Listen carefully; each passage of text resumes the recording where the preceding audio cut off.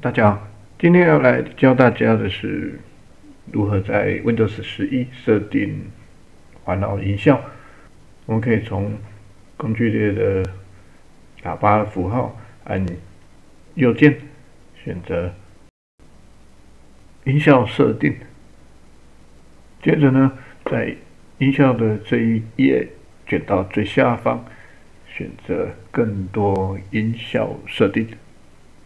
我们就可以找到我们目前播放的装置，选择左下角的设定，预设是立体声。这次我们要设定的是 5.1 环场音效。我们可以顺便测试一下这个喇叭是不是正常的工作。接着下一步，告诉电脑我们有这些喇叭。如果是全音域的喇叭的话，再将这些全音域的喇叭做一个勾选，接着再按下一步，我们就可以设定这个 Windows 11的环绕音效。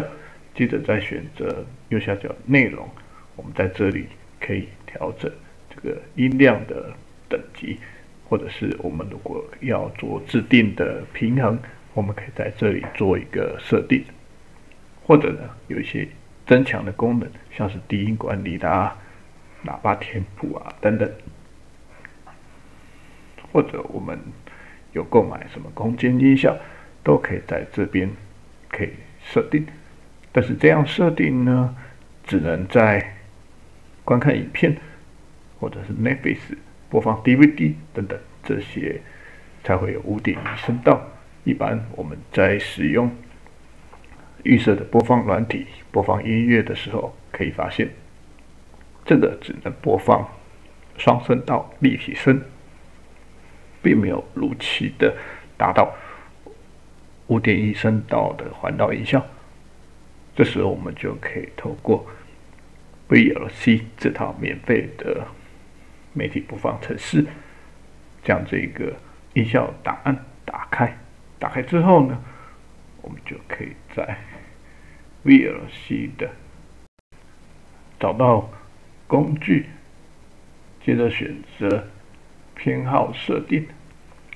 接着在出现的视窗里面选择音讯，再点选左下角的显示全部设定，点到我们音讯的设定页，找到强制杜比环绕侦测，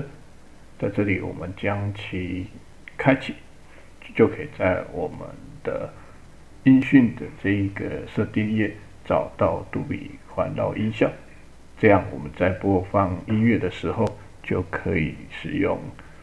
5.1声道来进行播放。以上就是我们今天要教大家的关于 Windows 11环绕音效的设定。